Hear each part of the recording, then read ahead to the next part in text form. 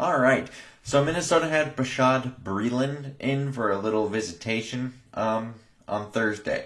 So his last 3 years have actually been pretty productive. He's amassed 21 pass deflections. His overall quarterback rating against him was 76.4, and he only allowed 49.7% of his passes to be completed. However, he did end up allowing 9 touchdowns, but had 6 interceptions to go with that.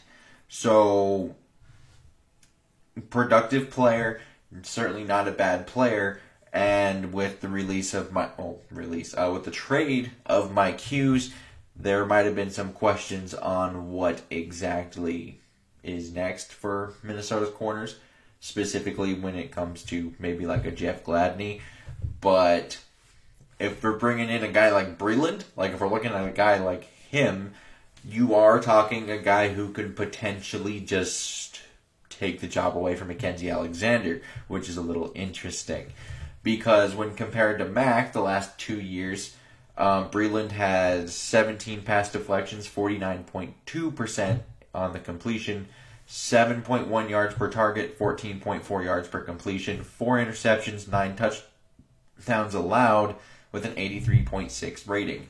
Now, Mackenzie, 11 pass deflections, 67.5%, with 6.3 yards per target, 9.4 yards per completion, 2 for both interceptions and touchdowns allowed, and an 83.3 quarterback rating allowed. So in quarterback rating, they're pretty similar, with 83.6 versus the 83.3.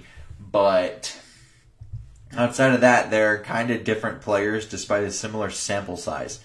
So Pro Football Focus did have some things on Breeland.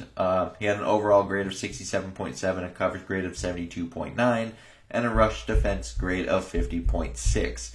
Now, I believe the thing I found this off of also said that the 72.9 coverage grade would only trail Eric Kendricks from last season's 2020, Viking team, which gotta find corners that cover as good as our linebackers. Isn't that fun?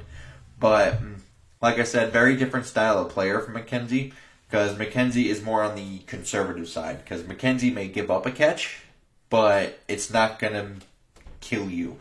Hence the 6.3 yards per target. It's not going to give up a first down. 9.4 per completion. Close to a first down, but not quite. Where Breeland's averaging nearly 14.5 yards per completion. However, he does have more interceptions and pass deflections. But that does come with the caveat that he has allowed 9 touchdowns in the last 2 years.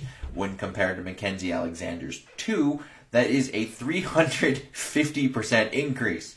So it's a very different kind of player. It's a more aggressive player. It's a less conservative style of play. It's like you may see more big plays, but you may also you're probably going to give up more big plays at the end of that. So kind of a give and take with that one.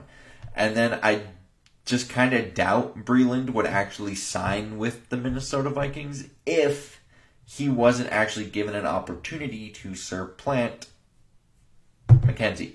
Because it's not like Breeland just comes in and it's like, oh no, he'll play every once in a while. No, Breeland starts games. In his last 27 games, he has started 26 of those games. So this isn't one of those things where it's like, oh, this would be depth. This would be legitimate competition to Mackenzie Alexander, which is interesting just because I kind of thought that would basically be locked up.